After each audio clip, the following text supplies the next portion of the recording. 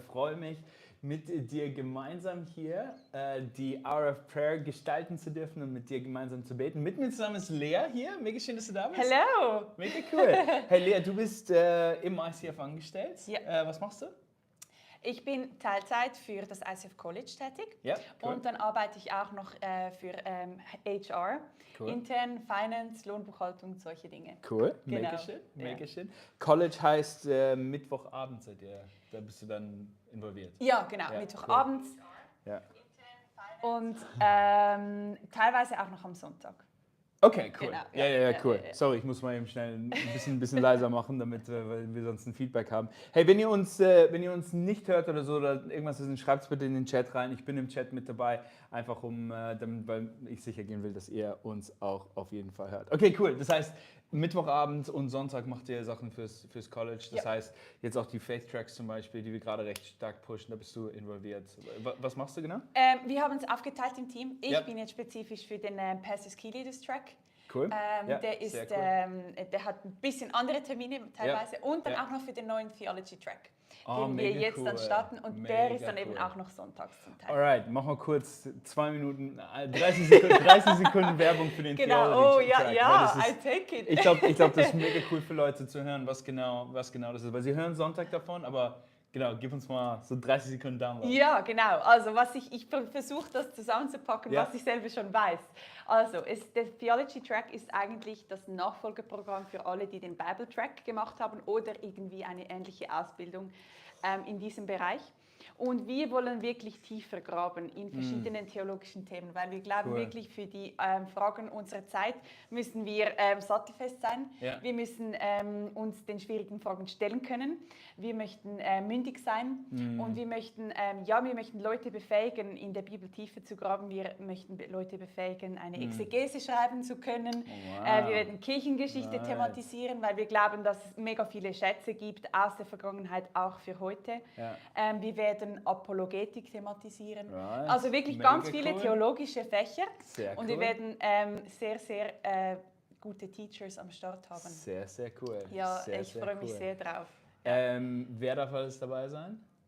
Von den Teilnehmern, Also meinst genau, du? ja, wer kann beim Theology Track sich anmelden? Ja, genau. Also hauptsächlich sicher mal Leute, die den Bible Track gemacht haben. Okay, also Wir es ist bauen gut, in- erstmal den Bible Track zu machen und dann den Genau, Theology Track. Okay, das cool. ist eigentlich ein Aufnahmekriterium. Cool. Ja, Weil cool. wir glauben, es dient den Leuten am meisten, Ja. wenn sie eben Ja. ein bisschen Basiswissen Ja. haben. Ja, das macht Oder Sinn. irgendwie eine ähnliche Ausbildung im theologischen Bereich.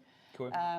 Cool. Genau, bisschen Bibelkenntnis hilft. Ja, voll. Genau. Ja, voll. Ja, weil Ja. so wie es sich anhört, geht es schon sehr tief. Ja, sehr es geht tief. rein. Ja, cool.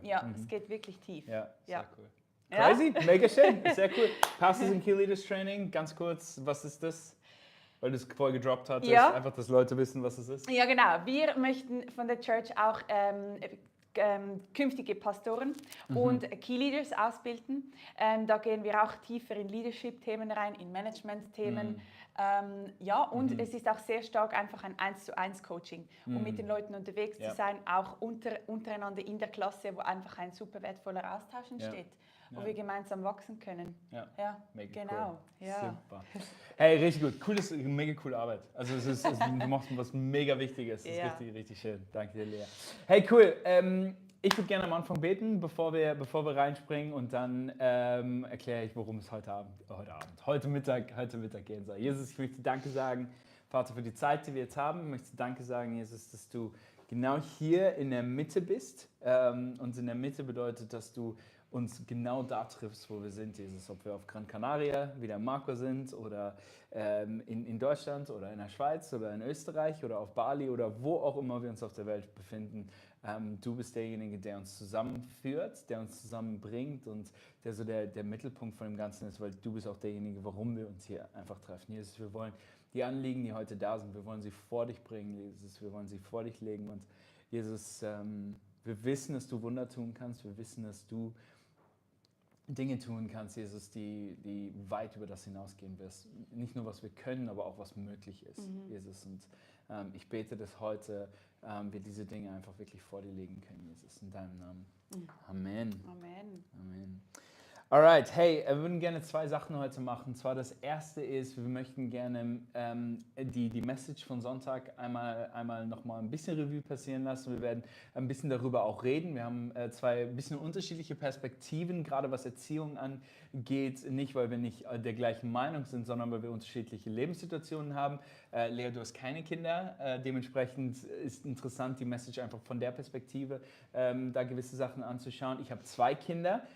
Aber die Message geht ja auch weit über Kinder hinaus. Also es geht halt um den Erziehungsstil, den Gott mit uns eigentlich hat und was er mit uns eigentlich tun möchte. Ich würde gerne auf die 2 Stühle eingehen. Wir haben ein gutes Gespräch vorher schon gehabt mit Encouragement und Discouragement, Ermutigung und Entmutigung. Ja, genau. Und genau, da einfach ein bisschen drauf eingehen. Und dann würden wir aber gerne auch auf deine Gebetsanliegen eingehen. Ich bin im Chat hier links mit dabei. Das heißt, schreib gerne einfach rein, welche Gebetsanliegen einfach dort, was ihr habt, wofür wir beten können. Und wie immer, es geht nicht darum, dass wir beide jetzt für euch beten und es nur von dieser Seite kommt, sondern es soll wirklich ein Miteinander sein. Wir wollen gerne mit euch zusammen beten. Das heißt, schreibt die Gebete einfach rein in den Chat. Also schreibt die Gebetsanliegen rein, schreibt aber auch die Gebete rein, damit wir dort einfach genau so miteinander und füreinander beten können. Und da freue ich mich. Hey, eine Person hat gerade gefragt, wie es meiner Tochter geht. Sehr gut, danke. Sie hat das wirklich... Gott hat da wirklich ein Wunder getan und wir sind sehr, sehr dankbar einfach für das, was Gott getan hat. Deswegen vielen, vielen Dank fürs Nachfragen. Weiß es sehr, sehr zu schätzen. Ihr geht's sehr, sehr gut. Hält uns auf Trab, meine Frau und ich. Genau. Hey, Lea, Gottes Erziehungsstil. Ja. Hey, was bedeutet das ganz persönlich für dich, wenn Gott dich erzieht? Große Frage. Ja. Als erstes kommt wie immer wieder, ich mag mich erinnern, ich habe Tobi schon mal über dieses Thema predigen gehört irgendwie und als erstes kommt mir immer irgendwie diese Ausgangslage in den Sinn, dass es aus Liebe macht. Ja. Und dass ich wirklich seine Erziehung oder die Challenges, die ich da drin erlebe, wirklich aus der Perspektive mache, dass ich ein Kind Gottes bin und dass er mich liebt und deshalb mit mir auf einen Weg gehen möchte. Ja. Wie sieht es, also wenn du es teilen magst, wie sieht dieser Liebesprozess aus zwischen dir und Gott?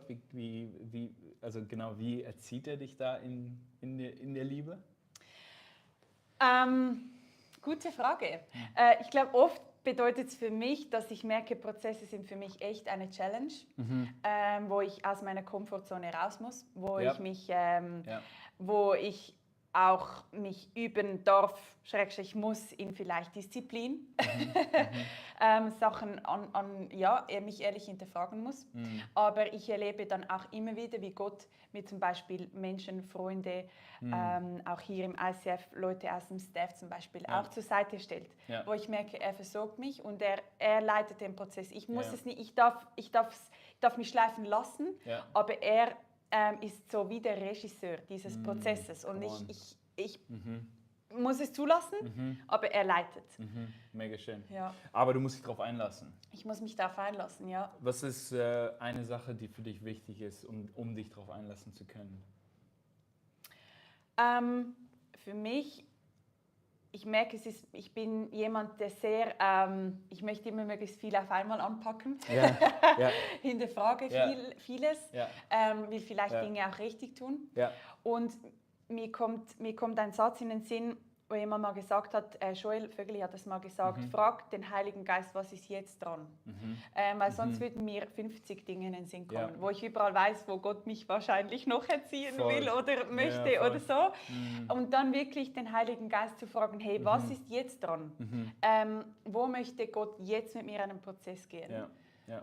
Und dann merke ich, habe ich den Fokus, dann legt mir der Heilige Geist etwas aufs Herz, was jetzt dran ist und dafür habe ich dann auch Glauben und Vertrauen, dass ich dann bereit bin, mich auf den Prozess einzulassen. Vielleicht sind andere Prozesse noch nicht dran. Ja, mega gut. Ich finde es cool, wenn du da einfach für uns beten könntest, weil ich glaube, dass es sehr, sehr relevant ist für ganz, ganz viele. Das ist nicht nur was du machst, sondern bei mir ist es genauso, ganz ehrlich. Also wenn ich nur von mir ausgehen würde, gibt es wahrscheinlich einige Sachen, die ich gerne recht schnell tackeln würde. Und ich glaube, es ist auch die Zeit, in der wir leben, oder? Wo alles so schnell alles ist sofort greifbar und so einen Prozess durchzugehen, das wollen wir eigentlich gar nicht mehr. Ja. Aber deswegen ist es gut, wenn du uns da einfach leitest und genau, einfach da mitnimmst. Ja, mega gern, ja. Ja, cool. Ja, Vater, ich danke dir einfach, dass du aus lauter Liebe zu uns einfach mit uns diesen Prozess von Erziehung gehen möchtest. Und ich danke dir aber, dass wirklich du der Regisseur bist und dass wir es... dass du uns an die Hand nehmen möchtest. Und ich möchte jetzt speziell dafür beten, dass du uns wirklich immer wieder Orientierung gibst und hilfst, dass wir deine Stimme hören. Dass es nicht einfach aus Minderwert, aus Leistungsdruck vor dir oder auch irgendwie aus Selbstoptimierungsbedürfnissen heraus passiert, sondern dass wir wirklich, dass du uns hilfst, Vater, dass wir uns aktiv hinsetzen, uns die Zeit nehmen, wo wir dich fragen, was ist jetzt dran? Dass du uns immer wieder hilfst, diese Zeit zu priorisieren, dass du uns auch eine Freude daran schenkst, uns wie so hinziehst, dass wir zu dir kommen möchten und fragen möchten, was ist dran jetzt, welcher Prozess ist dran?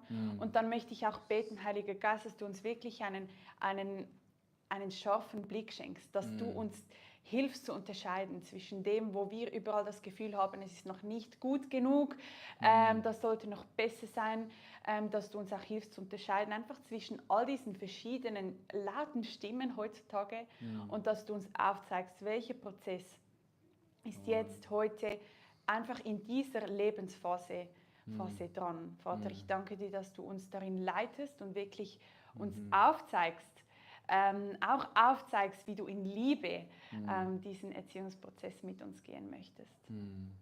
Ja, Jesus, ich bete, dass du uns genau das jetzt aufzeigst. Und ich habe gerade einfach das Gefühl, dass wir kurz Zeit nehmen sollen, genau das zu machen. Vielleicht holst du einen Stift raus, Handy raus oder was auch immer und schreibst einfach auf, was dir gerade in den Sinn kommt. Weil ich glaube, dass Gott uns, ich glaube wirklich ganz fest daran, dass Gott uns genau da trifft, wo wir sind und uns auf die Reise nehmen möchte und in den Prozess mit reinnehmen möchte. Deswegen werden jetzt ganz kurz still sein. Ich werde kurz beten, dann werden wir ganz kurz still sein und wenn Gott redet, dann nutzt diese Zeit, um wirklich das aufzuschreiben, irgendwo da, wo das für dich Sinn macht. Jesus, ich bete, dass du jetzt gerade einfach sprichst, dass du die Himmelstore jetzt einfach öffnest zu unserem Herzen und Jesus, dass du Dinge, die du anpacken möchtest, nicht die ich anpacken möchte, nicht die wir denken, die super sind, sondern Jesus, das, was du anpacken möchtest, Jesus. Ich bete, dass du da jetzt gerade reinkommst, uns Offenbarung schenkst, Klarheit schenkst und dann die Weisheit, wie wir das angehen können, damit das wirklich einen Unterschied macht in der Beziehung, die wir zu dir haben, die Beziehung zu den anderen Leuten. Aber Jesus, ich bete jetzt ganz genau, ganz bewusst, dass du zu uns sprichst und wir dich hören dürfen, Jesus.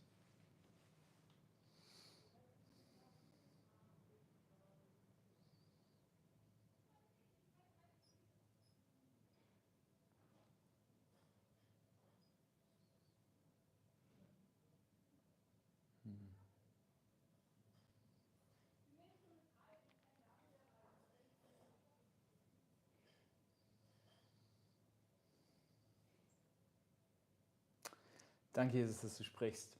Danke dir, Vater, für die Anliegen, die jetzt gekommen sind. Und Jesus, wenn es jetzt gerade nicht gekommen ist, dann bete ich, dass es danach noch kommt. Aber Vater, dass es wirklich darum geht, was sind die Dinge, die du anpacken möchtest. In deinem Namen. Amen. Amen. Alright. Ich bin gerade ein bisschen am Überlegen, ob wir da weitermachen sollen oder ob wir haben ein paar Anliegen. Lass uns kurz auf die Anliegen eingehen. Ja. Das ist gut. Pass auf, eine Person schreibt rein, dass sie ein Gespräch mit dem CEO am Mittwoch hat und es ist wie so ein Bewerbungsgespräch und dass wir da einfach dafür beten. Also sie sagt Bewerbung als Diplom-Coach im Gesundheitsbereich. Kannst du einfach dafür beten? Ja. Bestimmt im HR-Bereich. Ja. Passt es super. Sehr gut. Magst du einfach für sie beten? Ja, sicher, Super. sicher. Danke dir. Ja, die Andrea.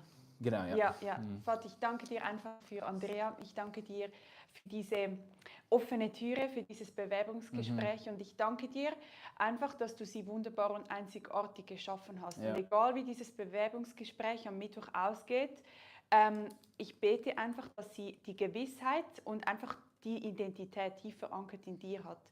Dass sie einfach weiß, ihr Wert ist nicht von diesem Bewerbungsgespräch abhängig, sondern sie darf wirklich zu dir kommen als Kind Gottes, einfach von dir Identität empfangen und dann herausgehen. Voller, ja, auch Selbstbewusstsein. Und ich bete einfach für das Gespräch, für ein gutes Miteinander. Ich bete, ja, dass du sie leitest in ihren Worten. Und ich bete auch, dass du die Türe öffnest, wenn es dein Wille ist. Und ich bete aber auch, dass Andrea ja auch den Glauben und das Vertrauen hat, wirklich ja, offen zu sein für was du tust und wirklich zu glauben und zu vertrauen, dass egal wie es ausgeht, dass einfach dein Wille geschehen soll in dieser Situation. Come on, ist gut. Ja. Ist gut. Amen. Amen. Alright, lass uns auf die Stühle eingehen, weil ich finde die Stühle also sehr, sehr stark, sehr, sehr stark. Wenn du die Message nicht gehört hast, geh nochmal zurück am Sonntag, also von letzten Sonntag, hör sie dir an, weil es wirklich eine sehr, sehr gute Message vom Tobi Teichen war. Er hat übrigens auch ein Buch jetzt rausgebracht zur Kindererziehung und es ist wirklich lohnenswert. Meine Frau und ich arbeiten uns da gerade durch. Es ist wirklich ein sehr, sehr, sehr gutes Buch. Also die zwei Stühle. Er hat 2 Stühle auf der Bühne gehabt. Eine mit Ermutigung und eine mit Entmutigung. Ja. Magst du uns einmal kurz mitnehmen, was so das Bild war und was das vielleicht bedeutet? Genau, also Tobi, die Quintessenz war eigentlich eben, dass oftmals sind die Themen, die uns in der Erziehung, die aufkommen, wie soll ich das sagen? Die Prozesse können von 2 Seiten beleuchtet werden. Ja, voll. Und entweder wir sehen es aus der Perspektive der Entmutigung, wo der Feind uns vielleicht auch anklagen oder einfach Dinge vorwerfen möchte. Ja. Oder wir sehen es aus Gottes Perspektive, wo er uns an die Hand nehmen möchte, in einem entmutigenden Sinne. Ermutigen. Ermutigen, ja genau, danke. Ja. Genau. Ermutigenden Sinne. Ja. Genau. Und oftmals, das fand ich mega spannend, hat er gesagt, es sind die Punkte sind die gleichen, aber die Themen, spannend, ne? Aber die Art und Weise, wie Gott oder eben der Feind mit uns darüber sprechen möchte, sind ganz unterschiedlich. Ja, und auch das Endresultat ist anders, oder? Also Gott möchte, dass wir weiter wachsen, dass wir näher an sein Herz kommen, mehr wie er möchten sein, wenn uns der Feind möchte, dass wir weiter weg sind, oder? Ja, genau. Ja. Mega gut, wie sieht das ganz praktisch aus für dich? Weil das Leben passiert ja, oder? Ja. Sind Dinge passieren. Ich predige am Sonntag über ein sehr ähnliches Thema, wo es darum geht, dass einerseits, wie gehe ich da rein, was Gott für mich hat und was ist das, wo einfach Entscheidungen vielleicht auch getroffen werden über einen oder auch Dinge passieren, die Welt passiert, was auch immer. Und man muss irgendwie mit beidem klarkommen. Aber wenn man mit Gott unterwegs ist, dann ist es ermutigend, aber gleichzeitig, also es ist einfach nur ein positives Denken, was wir an den Tag legen, weil egal was passiert, ach Gott wird schon machen und dann habe ich einfach ein positives Denken. Oder verstehst du, wie ich meine? Wie sieht das ganz praktisch aus? Du meinst jetzt, dass ich mich auf den Stuhl der Ermutigung setze? Genau. Ja, genau. Ja. Das ist ja mehr als nur positives Denken. Ja, genau.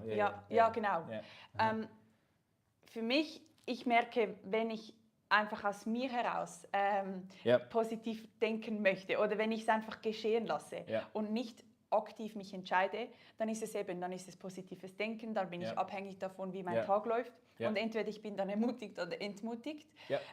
Ich bin auch dann sehr beeinflussbar von den Meinungen anderer Leute, die mich vielleicht ermutigen oder vielleicht mich kritisieren.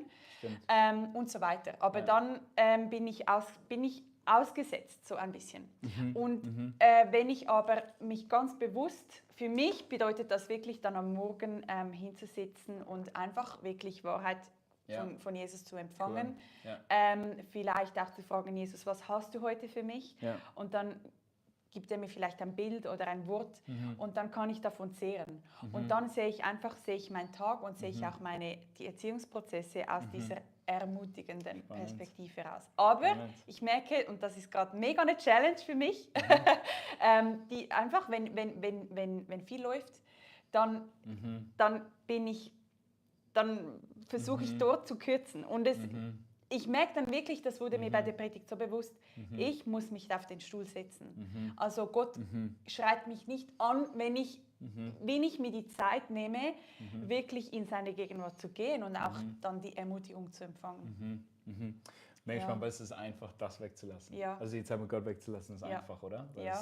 Genau, ja. Mega gut. Kannst du uns, sorry? Ich wollte nur fragen, was Ja. es für dich bedeutet. Ja. Weil du hast ja am Anfang gesagt, du hast eine andere Perspektive. Ja. Ja, in der in der Beziehungsebene gerade, oder sorry, Erziehungsebene habe ich eine andere Perspektive, weil ich Kinder habe. Das ist, glaube ich, einfach nochmal ein anderes, was die Erziehung einfach angeht. Ja. Genau. Aber ansonsten, ich glaube, die persönliche Zeit mit Gott ist das, was mich durchträgt. Ja. Also wirklich, das ist das, was mich durchträgt. Ich habe schon häufiger erzählt, hier bei der Hour of Prayer, aber das, was in Australien damals passiert ist, dass wir unser Visum nicht bekommen haben. Das sind halt so Sachen, wo ich gedacht habe, also ich verstehe es einfach nicht. Und ich glaube, Römer 8, Vers 28, ich glaube, Tobi hat sogar am Sonntag auch genannt, ich weiß gar nicht genau, aber dass denen, die Gott lieben, wird allen Dingen zum Besten dienen. Das funktioniert halt nur dann, wenn man sich immer wieder auf Gott ausrichtet und ihn an erste Stelle stellt und glaubt, dass er sich um die Sachen kümmern wird. Das heißt, es ist eine Ermutigung, dass Dinge, die passieren, Gott in eine gewisse Richtung lenken können, dass sie zum Besten dienen können. Wenn wir aber einfach nur die weltliche Perspektive haben, dann werden die Dinge, die uns passieren, werden uns einfach hin und her schlagen. Also dann kommt hier ein Schlag, dann kommt Covid und dann kommt was auch immer dann reinkommt. Und es sind Sachen, die uns dann einfach wegschlagen. Also jetzt auch das Gespräch, was die Dame hier am Mittwoch hat. Also egal, was das Outcome von einem Meeting ist, heißt nicht, dass Gott es nicht zum Guten wenden kann, oder? Also Gott kann es. Das eine kann gut sein, das andere kann gut sein. Das wissen wir nicht unbedingt. Aber Gott kann beides einfach nutzen. Der Punkt ist, dass in der Ermutigung, dass wir uns auf diesen Ermutigungsstuhl setzen, dass Gott derjenige ist, der in uns wirkt. Ja. Oder? Also genau das, was du gesagt hast. Wenn du die Zeit morgens nicht hast, dann ist es einfacher, auch andere Stimmen hochzuheben, die vielleicht einfach kommen. Ja. Genau. Und ich glaube, das ist das für mich. Also ich merke, dass ich brauche jeden Tag die Zeit mit Gott. Ich brauche sie wirklich. Wenn ich sie aber mal nicht habe, weil was auch immer, life happens, oder? Wenn ich das mal nicht habe, dann ist meine Beziehung zu Gott gut genug, dass sie mich durchtragen kann, dass es durchtragen kann. Was ich also niemandem empfehlen würde, ist nur zu sagen, hey, Sonntag und Dienstag habe ich meinen Input und danach ist gut. Also ich glaube einfach Sonntag und Dienstag jetzt mit der Hour of Prayer und Sonntag, das ist on top, das ist Gemeinschaft, das ist Zusammenkommen, das ist on top. Aber wirklich diese Zeit, diese innige Beziehung mit Gott zu haben, mit Jesus zu haben, das ist das, was uns wirklich durchträgt. Das war jetzt eine lange Antwort. Ja. Ist das fair? Ja, genau. Ja. Hey, lass uns da eben reingehen. Kannst du uns da leiten? Einfach, was bedeutet das für uns ganz persönlich, diese Zeit mit Gott zu haben und uns ganz bewusst auf diesen Ermutigungsstuhl zu setzen? Ja. Ist gut? Ja. Ja, Vater, ich danke dir einfach, dass du uns wirklich täglich anbietest, dass wir zu dir kommen dürfen. Dass dieser Stuhl wirklich 24 Stunden, 7 Tage die Woche wirklich frei, verfügbar, er ist leer und wir dürfen kommen und uns hinsetzen, einfach zu dir. Und ich danke dir wirklich, dass wir wissen dürfen, dass bei dir immer Ermutigung ist. Bei dir ist Wahrheit, aber immer in Liebe und auf eine ermutigende Weise. Und ich bete, dass du uns wirklich neu hinziehst, einfach an diesen Stuhl der Ermutigung und uns wirklich auch ganz persönlich aufzeigst, was bedeutet es für mich und für uns alle, dass wir uns auf diesen Stuhl der Ermutigung setzen. Ja. Und dass du uns zeigst, wo wir selber entscheiden müssen, dass du uns in Verantwortung mit reinnimmst, weil wir auch entscheiden dürfen. Und dann bete ich einfach wirklich, aber dass wir aus Freude kommen wollen zu dir und dass wir immer mehr erkennen dürfen, wie wunderbar und wie kraftvoll es ist, wenn wir uns auf diesen Stuhl setzen. Und ich bete auch für Kreativität, dass du uns aufzeigst, wie wir das gestalten können, wie wir das ganz individuell einfach zwischen dir und jedem Einzelnen von uns, wie das funktioniert, wo das ist, wann das ist, dass du uns hilfst, das wirklich konkret festzumachen. habe gerade ein Bild gehabt und zwar, wo du gebetet hast, und zwar von einem recht dürren Land und es war wie so ein Vulkan, der in der Mitte drin ist und in diesem Vulkan war nicht Lava, sondern es kam eine Quelle raus, also ja, einfach ein Wasser war quasi oben drin, das war halt die Quelle und bei einer Quelle ist es ja, dass das Wasser von irgendwo kommt und dann auf einmal der Teich oder das dann darauf quasi anfängt. Und das ist so das, was Gott kommt, nicht im Sichtbaren, dass es jetzt auf einmal von irgendwo sichtbar kommt, sondern Gott kommt wie aus dem Nichts und füllt diese Quelle auf.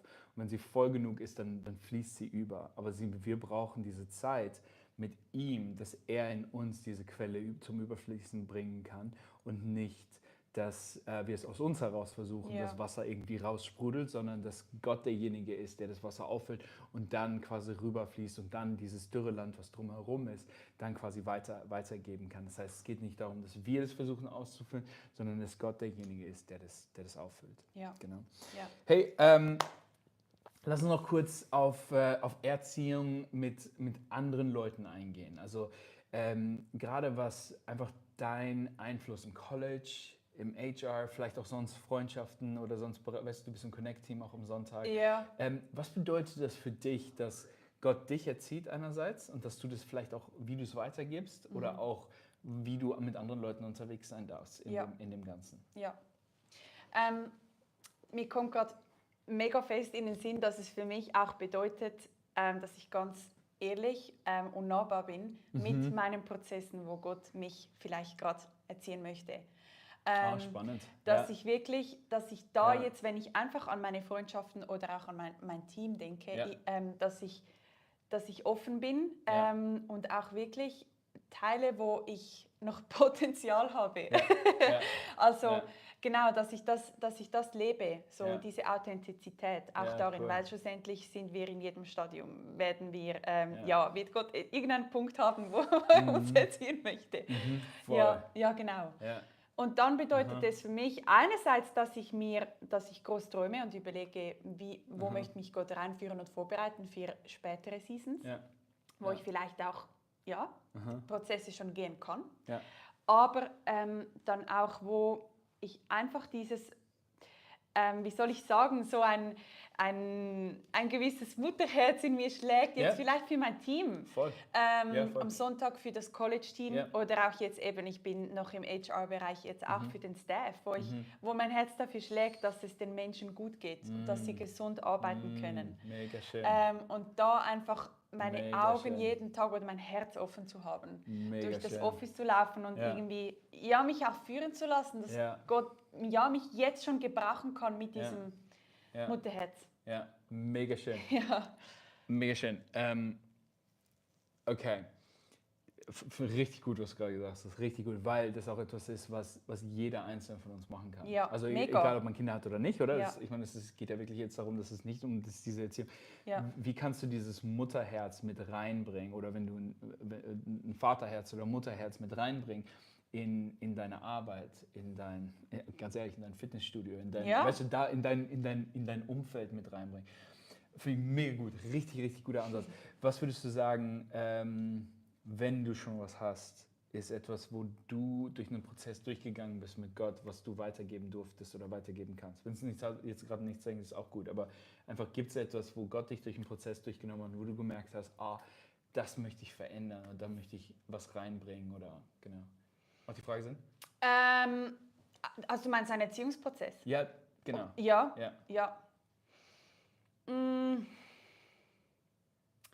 Also sicher, doch, es ist schon auch Erziehung, aber ich struggle manchmal immer noch damit, dass ich Minderwert zulasse. Okay. Ja. Klassiker, okay. Aber es ist einfach, und da wie zu merken, ich bin da an einem anderen Punkt und ich sehe, was es machen kann, wenn ich nicht diesen Stimmen glaube, sondern heraussteppe. Cool. Cool. Und jetzt zum Beispiel dann eben im Office jetzt auf Leute zugehe, wo ich vielleicht noch nicht den Mut gehabt hätte vor einem Jahr. Cool. Und diese Leidenschaft für Leute aus dem Staff, vielleicht nur frage, hey, wie geht's dir? Ja. Und dann erlebe, wie Menschen dann auch ehrlich teilen und ich merke, wie Gott mich darin gebrauchen kann. Ja. Das ist mega schön für mich zu sehen. Mega schön. Ja. Mega schön. Das ist super. Das ist richtig schön. Das heißt, was ich einfach daraus sehe, ist einfach, dass Gott möchte ja nicht, dass wir perfekt sind, um dann einen Unterschied zu machen. Ja. Ich meine, es ist genau wie beim Elternsein. Du bist nicht erst perfekt und dann hast du Kinder. Und Tobi hat, glaube ich, am Sonntag auch gesagt, Kinder werden nicht zu erwachsenen Kindern geboren, sondern sie werden halt reingeboren in eine Familie, die unperfekt ist. Ja. Und ist, also ich lerne von meinem Sohn, der jetzt 3 ist, wahnsinnig viel. Und von meiner Tochter, die 7 Monate alt ist. Also ich lerne wahnsinnig viel, aber auch über mich und wie ich in gewissen Sachen reagiere. Und ich glaube, dass Gott das nutzt, in meine Kinder zu investieren, aber Gott nutzt es genauso auch in andere Leute zu investieren. Und er hat etwas von ihm selber in dich hineingelegt, mich hineingelegt. Und wir dürfen das weitertragen und das einfach mit reinbringen. Ja. Mega gut. Ja. Mega gut. Ja. Hey, magst du uns damit reinnehmen? Ja. Das wäre mega cool. Ja, Vater, ich danke dir wirklich, dass du uns total unterschiedlich, einzigartig, aber wunderbar gemacht hast. Und ich danke dir, dass du einfach uns ein Stück von deinem Herz in unser Herz hineingepflanzt hast, wo du dafür brennst, dass wir uns verschenken können, dass wir uns investieren können, dass Leute durch die Begegnung mit uns dir ein Stück näher kommen. Und ich bete, dass du uns einfach immer wieder und immer mehr aufzeigst, was das für Themen sind, welche Gaben, welche Talente, welche Leidenschaften du in uns hineingelegt hast, wo du vielleicht sogar Schwachpunkte, wo du eines Tages durch uns wirken möchtest, aber vielleicht möchtest du auch schon heute durch diese Schwachpunkte auch durch uns wirken. Und ich bete wirklich, dass du uns immer wieder das aufzeigst und uns auch Mut und Zuversicht schenkst, dass wir da wirklich reinstehen, dass wir uns nicht bremsen lassen oder dass wir uns auch nicht vergleichen mit anderen, sondern wirklich in dieser Einzigartigkeit gehen und einen Unterschied machen können, Vater. Jesus, ich lege jedes einzelne Anliegen, das jetzt im Chat reingekommen ist, dass ein paar Dinge reingekommen sind und danke, Jesus, dass wir für die Sachen beten können. Ich bete, Jesus, dass du das einfach dass du das nimmst. Jesus, du weißt ganz genau, was im Chat passiert. Du kennst jede einzelne Person. Du weißt, wo die Anfälle zum Beispiel drin sind oder was auch immer dort gebraucht wird. Heilung, Durchbruch. Jesus, ich bete, dass du kommst, Jesus. Ich bete, dass du eine Erweckung schenkst, wo du genau das reinbringst. Und ich liebe das, was Lea gesagt hat, dass wir diese Identität, die wir in dir haben und was wir von dir lernen dürfen, dass wir es weitergeben dürfen, in unser Umfeld mit reinbringen. Und ich glaube, dass es sowohl in einem christlichen Umfeld als auch in einem nicht-christlichen Umfeld dürfen wir dort Autorität einnehmen, weil du uns diese Autorität gegeben hast. Du hast uns nicht nur Autorität für die Kirche gegeben, sondern du hast uns Autorität für die Welt gegeben. Und Jesus, dass wir dort stark sein dürfen, jeder Einzelne, der jetzt vielleicht was aufs Herz gelegt bekommen hat oder Vater, dass du einfach dort reingehst und uns diese Autorität gibst und die Klarheit, die Weisheit gibst, genau das so umzusetzen wie in unserem Leben, wie du das möchtest, und dann aber auch um den Unterschied in anderen Menschen zu machen, Vater, um das mit reinzubringen, dieses Mutterherz, von der Lea gesprochen hat, Jesus, dass sie das mit reinbringen darf und das Vaterherz, Jesus, dass wir das mit reinbringen dürfen in das Umfeld, Jesus, wo du uns reingestellt hast, Jesus. Danke dir, wir lieben dich. Amen. Amen. Amen. Alrighty, Lea, wir sind schon am Ende. Schon 12:30 Uhr, ist crazy. Mega cool. Hey, es ist mega schön, dass du dabei warst. Ich hoffe, dass es für dich, dass du ermutigt bist. Und ich möchte es gerne nochmal aufgreifen, was du gerade gesagt hast. Ich finde es so gut. Einfach dieses Mutterherz, das du mit reinbringst in das Office, in das HR-Department. Ich finde, das hat so viel Mehrwert. Und ich möchte dich einfach herausfordern, was bedeutet das für dich ganz persönlich, dass du dieses Vaterherz, dieses Mutterherz, das, was Gott in dich hineingelegt hat, wie darfst du das in deinem Umfeld ganz persönlich und ganz bewusst so nutzen, dass Gott letztendlich die Ehre bekommt. Es geht mir nicht darum, reinzugehen und Leute zu bibeln. Also es geht nicht darum, mit Versen um dich zu werfen und was auch immer, sondern es geht mehr darum, was ist das, was Gott in dich hineingelegt hat, wo du anfangen kannst, Schritt für Schritt einen Unterschied zu machen. Und das in einer ganz natürlichen Art und Weise, aber in einer autoritären Art und Weise, weil Gott uns diese Autorität gegeben hat. Da möchte ich dich einfach herausfordern, was genau das für dich bedeutet. Quatsch mal mit deiner Small Group drüber, mit deinem Partner drüber. Red einfach mal darüber, wie du das letztendlich ausleben möchtest, weil ich glaube wirklich, dass Gott, vielleicht um bei dem Bild zu bleiben, dass Gott dich füllen möchte, mit diese Quelle zum Überfließen bringen möchte und dass er in dieser Dürre, die da ist, dass er dort einfach Bäume wachsen lassen möchte und Gräser und Blumen und dass dein Umfeld einfach verändern möchte. Hey, wünsche dir eine wunderschöne Woche. Lea, vielen, vielen Dank für deine Zeit. Danke, dass ich hier sein durfte. Voll gerne, voll gerne. Wir haben Joel Vögeli, der am Sonntag predigt. Ich habe heute Morgen schon reinhören dürfen. Es wird eine sehr, sehr coole Predigt. Deswegen sei am Sonntag dabei und dann nächste Woche Dienstag bei der Hour of Prayer. Hey, Yes. seid gesegnet. Ciao, Tschüss. ciao.